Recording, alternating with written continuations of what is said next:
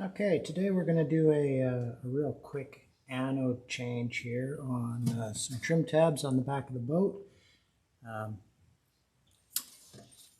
This is about when you want to change your anode, when about half of it's rotted away. This is a year old. We see this boat quite regularly, so I'm able to monitor it quite well. If your anode is worn more than that is worn away after a year, then you need bigger anodes on there. If you're not wearing your anode away at all, it's probably not bonded properly to the base metal. So we're going to show you how to do that in just 1 second. So we'll just pull this one off.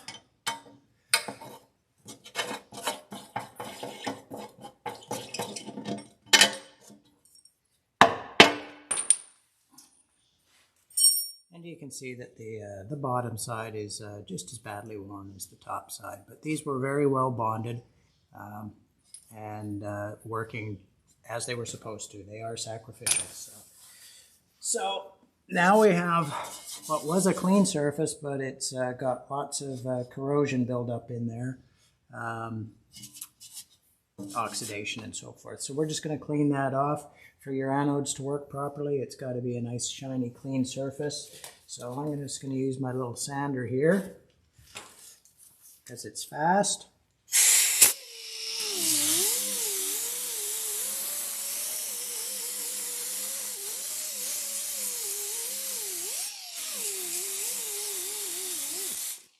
Do the bottom.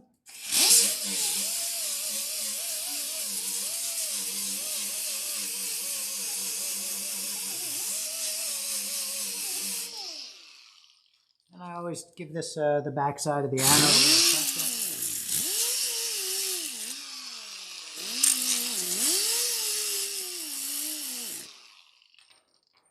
Both halves.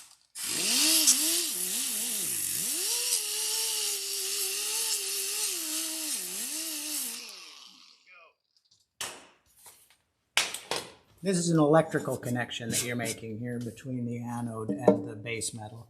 So you want a nice clean connection there. Pull the sticker off of there so it doesn't reduce the surface area. And then the other thing I do is a little bit of grease on there. We use the Mercury 24C grease. Just a little dab. What do we got there? Zoom in a bit.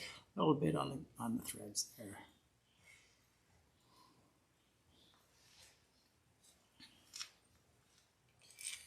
Goes through the bottom.